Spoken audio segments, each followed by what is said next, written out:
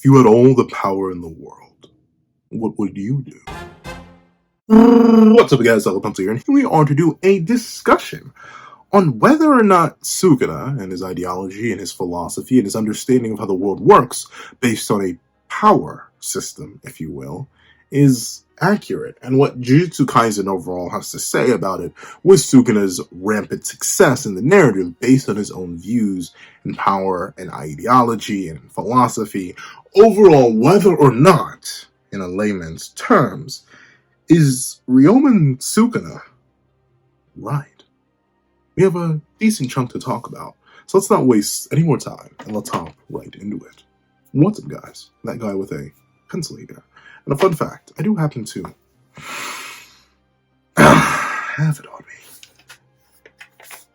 and keep it on me at all times. And another fun fact, Ryomen Sukuna, who's been living under a rock recently, is kind of just a little teeny tiny. He's kind of been going crazy with it. He's kind of been going insane with it. Buku bonkers with it, if you will, in terms of what he's been cooking. I can smell what Sukuna's cooking all the way over here, and I don't even exist in that same universe, that same dimension. I don't even exist anywhere near it, but even I can smell what Sukuna's cooking. Bro has, I think, literally the most impressive, stat sheet, period. Period, point blank. I don't think you get a much more impressive stat sheet than Sukuna. What? 1L. 1. And it barely even counts as an L. He had 10 seconds. He didn't really lose that fight. That's an inconclusive. Sukuna's never lost. He's the only character in the entire series to have never definitively hard lost a fight. Because his first appearance against that first curse, he won. Against Gojo Satoru, they didn't actually really begin to battle. The anime extends that fight and makes Gojo embarrass him a bit more, but didn't really lose that battle. He just was locked away 10 seconds later. So I guess he lost the battle to Yuji Todori, but once again, Yuji's built for that. I wouldn't say I can't say Sukuna lost that fight. Against the Finger Bearer, Sukuna won. Against Jogo, Sukuna won. Against Maharaga, Sukuna won. Against the girls, Sukuna won. Against Gojo himself, Sukuna won. He's just been Kashimo, Sukuna won. He's just been moving and grooving and schmooving. Bro has been running through the narrative. The only person on the, I guess the only other person to have a completely clean rap sheet in terms of dubs to losses, Yuta. I don't think he's lost a fight yet. But that's because Yuta knows how to pick his battles. Gojo has gone against Sukuna and lost. But Sukuna himself has gone up against the top, the pinnacle, the peak of what the verse has to offer. And some of its lowest, and like Ghetto's kids. But still, he's gone against some of the highest metrics, from Maharaga to Jogo. Not Jogo. Not Jogo. But from Maharaga to Gojo to, heck, even hajimekashimo. No matter how much of a farmer land we try to claim he's from, he and Ryu are from that era. Alright? The era is too bummy. But with that being the case, Sukuna, he's been swanging it around. He wrapped the twin dragons around each other and just been smacking people with it, back and forth, back and forth, back and forth. Might as well make it a drum line with how he's been beating his... Let me not go. I'm walking a fine line. But with this being the case, this naturally raises a question. How did you get this strong? And Sukuna would probably turn around and be like, I trained all day yesterday. And of course, we would naturally respond, you think you're being cute? And Sukuna would respond with, female dog, I'm adorable. But of course, Ryomen Sukuna is a character who's all about power. I'm not talking about Chainsaw Man. Ryomen Sukuna believes that power is absolute. Power should determine everything. Power is what allows creatures to understand and exist within their place in life. As he says to Yuji Todori, he's like, what's wrong with you?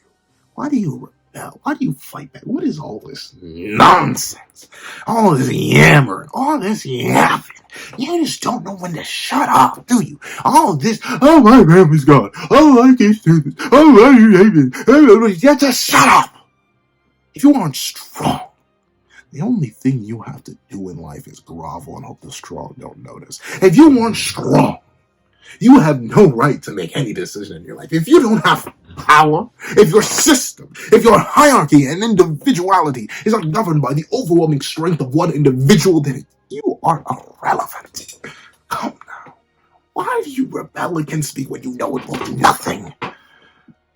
And to be fair, once again, thanks to his like spotless windsheet, don't ask why I have this, but thanks to that spotless windsheet of his, it genuinely raises a question: Is he right? Like, like notably, Sukuna has been challenged by a lot of different people with a lot of different understandings, knowledge, and perspectives on power and strength and what it should mean for an individual.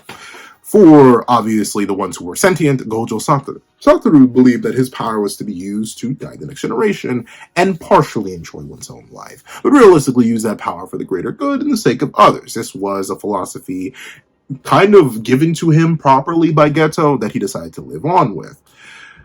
Heck, Kashimo and Hajime believed that ultimately power was just to kind of seek more people with power and actually, experience a good, proper, juicy old battle. But Ryomen Sukuna, he kind of just believes power is power.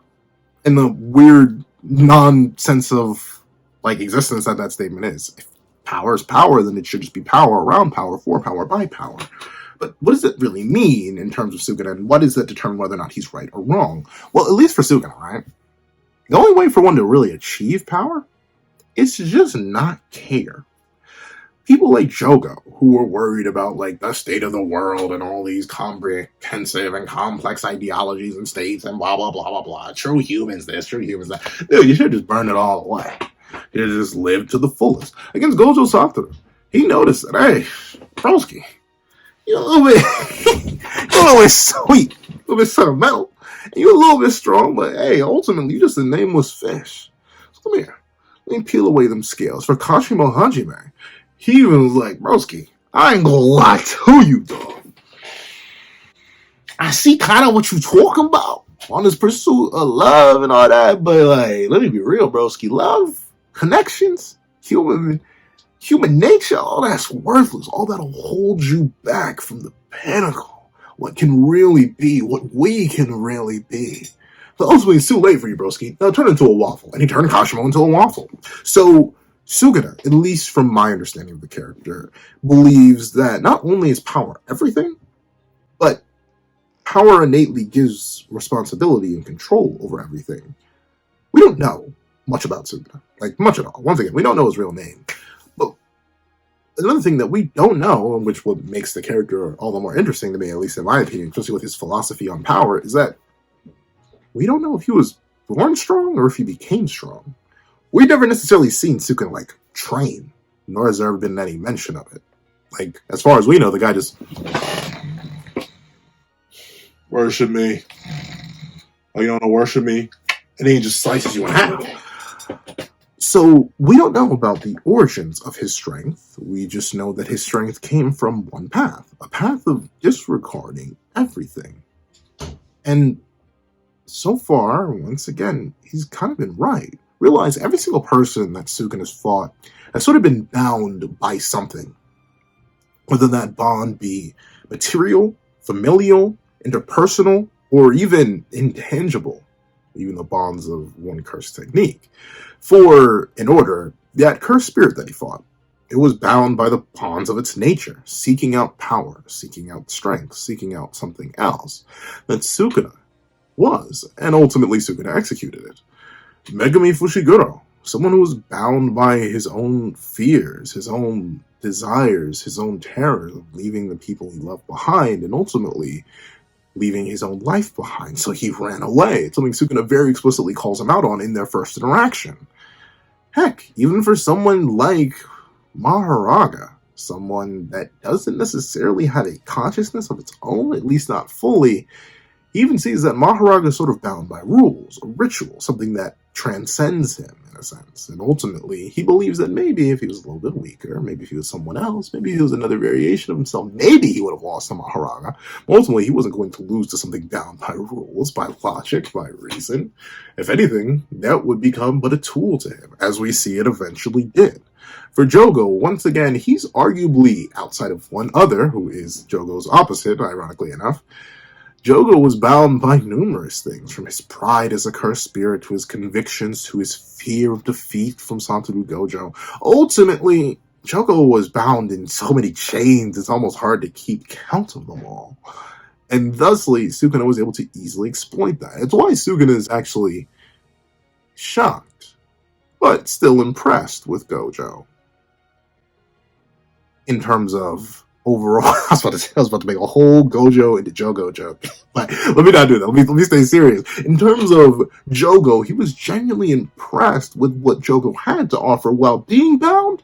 But what does he say to Jogo in that afterlife scene? He's like, dude, I'll be real with you. You had potential for so much more, but you just limited yourself. This true human concept, I kind of get what you mean. I see the path you walk down, but ultimately, by walking down that path, you bind yourself to it. Ultimately, the best path to walk down is a path that knows no bonds, that has no limits, a path that allows you to walk anywhere that you please, or sleep upon it, or eat upon it, or do whatever.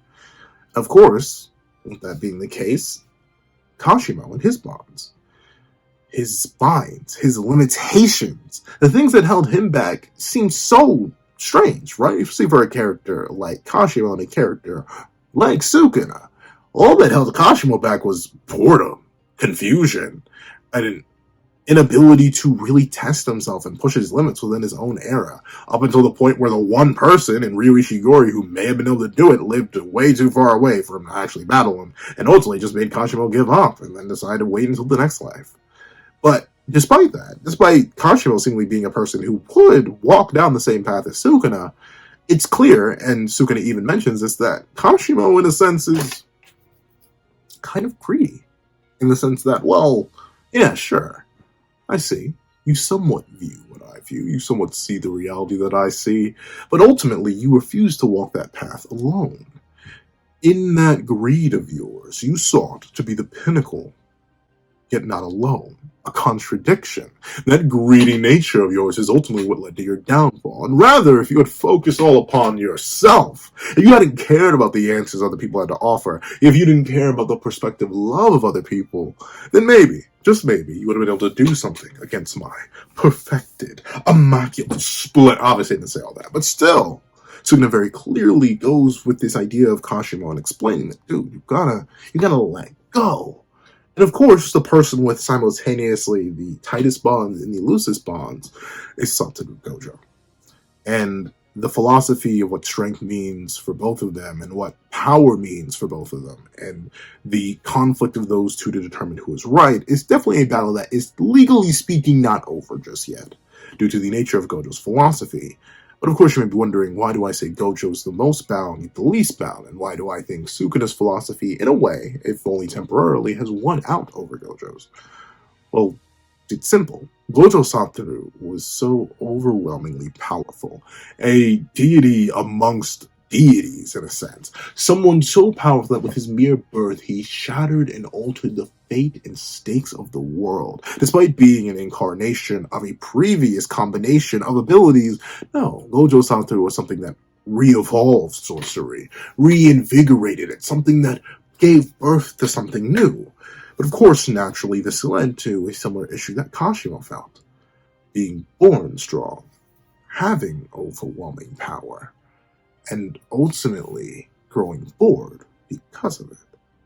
Instead of using that power to exercise his own will over people, he would use it in the way that society and the world bound him.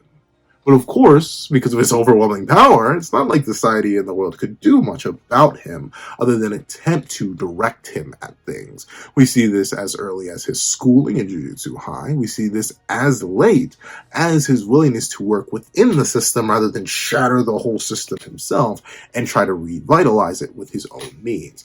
He takes a subtler approach. Sure, he cannot empathize and understand or even begin to sympathize with all those who are weak, all those who are less than him, in a similar vein to Kashimo, who just simply couldn't understand the values of the weak, how they would scramble and cry and why. He just didn't get it. It just didn't make any sense to him. And ultimately, the same case was with Gojo. As he admits in 236, it's nice being a flower that could be admired by everybody, but a flower can't tell you how it feels, just like a flower can't really look back at all those who look upon it with glee and joy. And ultimately, while Gojo Satoru was so unbelievably powerful that at any moment he could have shifted the world on its head and done exactly what he wanted. Walked down that path that Sukuna walked down, that path of absolute freedom and liberation and self-understanding, all that while he could have walked down that path, he didn't. He allowed himself to be bound in the loosest chains possible, the chains of one's own making. Ultimately, Gojo, by going along with the Jujutsu Society, by working under stipulations and rules under their own accord, and only rebelling in tiny, minor ways, and how he would raise his students, how he would engage with the system, and ultimately not giving in to the mania and the madness of the power that existed within him, ultimately he bound himself so tightly that he honestly ended himself. His battle against Megumi Fushiguro, and by proxy, who was possessing Megumi Fushiguro, naturally led to one thing. It led to Gojo believing that he should leave it all behind. But we see, in the midst of this life or death battle that will realistically determine the fate of creation itself, as far as Gojo knows, he's still not doing it. He's still not giving in. He's still not walking that path that is so easily available to him. I think it's why Sukuna does see it. He respects it. As he says, he'll never forget Gojo as long as he lives. But ultimately, even if it was just one singular thread, Gojo was still bound by the connections of other people. Ultimately, Gojo was still bound just enough that when that rope tightened, when that bind wrapped around his neck, his body fell apart. Because remember, when Gojo trapped Sukuna in a domain expansion, finally he got exactly what he needed. Of course, Maharaj came out and immediately stopped that, but we see Gojo's inner monologue, his thought process. I will scoop out your organs. I will bring you close to the end. But ultimately, because Megumi Fushiguro was there, because Megumi Fushiguro was a person Gojo cared about, because there was love, a desire for human connection, ultimately those binds held Gojo in place, and held him in place just long enough that Sukuna could strike him down. So, with that being the case, if we were to estimate what right and wrong meant in the scenario, I think it would be a measure of success, right? I'd say that would be the most easy way to determine how right someone is in their philosophy and their goals and their ideology. It's how much do they succeed. And once again, no one in Jujutsu Kaisen succeeds like Ryomen Sukuna when we think about it. When he threw everything else away, when he couldn't care for the connections of others, when the value of human life was reduced to simply unique flavors that had their own unique tastes to his palate, he's gone unstopped, unhindered. The path he walks is not bound or limited by anything but his own wants and desires. Once again, as he says himself, if he fights, he'll fight when he wants to fight. If he eats, he'll fight when he wants to eat. He won't fight when he wants to eat. When he wants to eat, he shall eat. And if something gets in his way, he will cut it down. And he's done that just fine. He's got the body he desired, the technique he desired, the evolution he desired, the battle he desired. He beat the one person who desired to defeat him, and ultimately Sukuna's gone, once again, purely unchallenged. The only character outside of Yuta Okkotsu to have a spotless win rate, and especially a spotless win rate against deities. The strongest of the modern day and the strongest of the Edo period. The strongest of the curses and the strongest of man. The man who stood so far at the top that from looking down none could do but look up at the man, the monster, the mountain that was Ryomen Sukuna. So ultimately, Sukuna, if we're measuring his philosophy and its ideology about power and what that means, and that ultimately power decides everything, and power and those with power ultimately are the ones who get to choose what they want to do, and those who allow their power and themselves to be bound by other things, whether it be literally or metaphorically or mentally or philosophically or psychologically, those who allow themselves to be bound by power are fools who shall lead to their own ends. If we measure it by that, and we analyze how much Sukuna has won without any recourse, then Sukuna's right. He's just 100% right. There's no arguments we can make. It's over. It's over. Sukuna, he just has to be right. Because he hasn't lost. He's gone unchallenged. And ultimately, that's the metric we're judging by. Gojo lost. Kashimo lost. Jogo lost. Did I say Jogo twice? Gojo, Jogo, Kashimo, the curse. Everybody has lost to Sukuna in one way or another. Whether it be Megami Fushiguro, Itadori Yuji, even Hikaru Hiromi, in their own ways, they've all lost to Ryomen Sukuna. Which means every single one of their individual philosophies, no matter how powerful, no matter how potent, no matter how much power was locked behind them, who wielded such philosophies, ultimately they were incorrect. Because who stands at the end of it all? Who stands after a battle against numerous deities, after numerous of the strongest, after numerous beasts, monsters, and demons who decide to throw themselves up against the wall to determine who was truly correct? It's Sukuna. Sukuna stands correct. Sukuna stands unhindered. Sukuna stands as he who has won. But the question is, what does that mean? Right? Because Sukuna is still just a character. Ultimately, no matter how much one I may glaze him or two others may glaze him, Sukuna is but a character. A character within a story. And stories ultimately try to send messages. At least in my opinion. Any good work of art is trying to tell you something. And with that being the case, well, at the moment, Sukuna does appear to be right. He's gotten everything he's ever desired, and has won against all those who threw themselves up against him. I don't think Jujutsu Kaisen is ultimately going to end with Sukuna's victory. Not only for the fact that this is a Shonen Jump manga, not only for the fact that he's our main antagonist for the moment, and not only for the fact that, well, once again, he's the main antagonist going up against the main character, Yuji Todori. But I just think it'd be kind of a weird message to send, even if it's accurate to our real world. Because in a way, I'll admit, whether it be in the modern world or a world with no technology at all, whoever has the most power does control everything. Power can mean many different things. Power as in communication ability, power as in raw physical strength, power as in speed, power as in, heck, even those who you know. Everything can be measured in some form of level of power. And whoever has the most of it, whether that be money or other things, they stand at the pinnacle. But ultimately, note how all those who have stood at the pinnacle, all those who have gone unchallenged, from empires to men to anything that's ever existed, ultimately, one way or another, they fell. And usually they fell to contradiction. But now the question is, what will Sukuna fall to now? Obviously, with his overwhelming strength, it's hard to believe he'd fall to anything, right?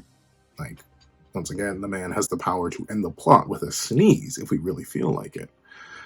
If he really felt like it, the story could be over tomorrow. The next chapter, as simple as that. But once again, I don't think it's going to be that simple. I don't think Sukuna's philosophy of power will be proven right, and I don't think that Sukuna is 100% right. I don't think he's reached a nirvana, an enlightenment. I think he's walked down a path that has afforded him great riches, great success, great ability, and ultimately, so far, has proven him right in his ideology. But I think, if anything, he's achieved a sort of false enlightenment, a false nirvana. He stands at the peak of a mountain, but ultimately all that mountain does is dance in the palm of something greater.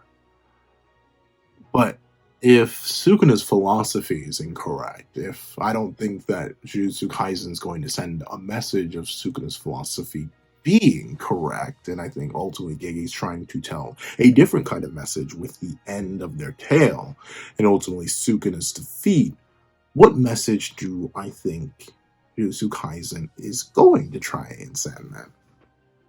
If it's not that power is absolute and power is everything, even though our main villain, up to this point has gone completely unrivaled thanks to their power, thanks to their ideology, thanks to their mindset. What could beat it? Well, the oxymoron, the opposite, the reverse of such a philosophy and ideology. Ultimately, I believe if Ryomen Sukuna is to lose to anything, it's going to be the fact that he is alone. The one thing that comes with standing at the peak of the mountain is that you always have to look down.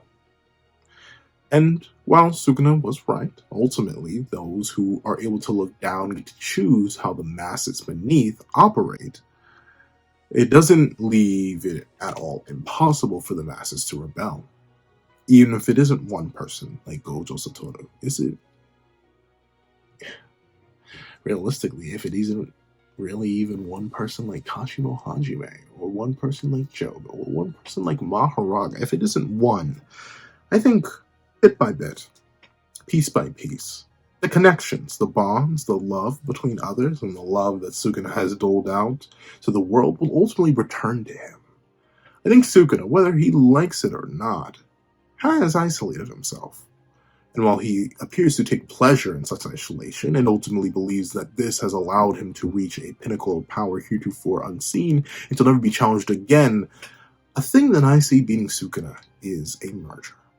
Not the literal merger of all of Japan into one giant cursed conglomerate, but that may help. I think the merger of all the bonds that Sukuna has disregarded, the merger of all the connections that people hold, the merger of the love that people share due to their connection with one another.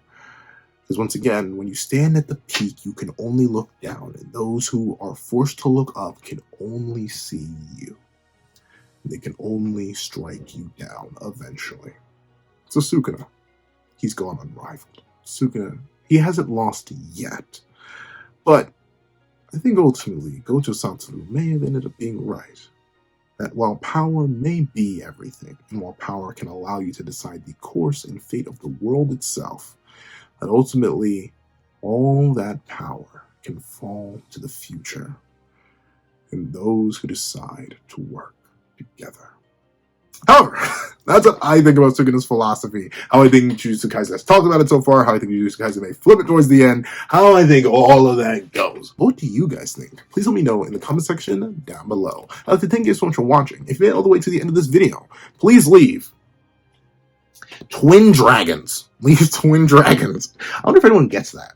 That's like an that's a very specific joke that isn't necessarily too obvious, but I wonder. But leave twin dragons in the comment section down below. I'd like to thank you guys so much for watching. Please remember to leave a like, share, comment, and subscribe, and make sure you hit that little notification bell so you do not miss out on any videos that come to the channel. Also, you happen to have a Patreon down below where you can support me for as low as $1 a month. Get things like exclusive videos, early content, and more. You can also now become a member to the channel for as low as $3 a month to get the same perks and more. Some of those perks will include the live reaction to the very next chapter of Jujutsu Kaisen. Now, I'd like to thank you so much for watching once again, and I hope you guys have a wonderful day. This is Dago the Pencil, writing off. I'd like to give a thank you to our $3 members, Wakanda Plays, Redwell, 4765, and Greyhound. I'd like to give another thank you to our $5 patrons, Victor, Sean, Midnight Gemlord, Kevin, Demix LND, and Igneal. I'd like to give a thank you to our $7 member, Autumn's Morning Lazo. And I'd like to give another gargantuan thank you to our $10 patrons, Robbie Uchio, Joaquin, Idemokami, and China Doll 09. I'd like to give a thicker than a snicker thank you to our $25 member, Alex Ice Rose. I'd like to give another thicker than a frozen jar of peanut butter thank you to our $25 patron, Calvin Elder.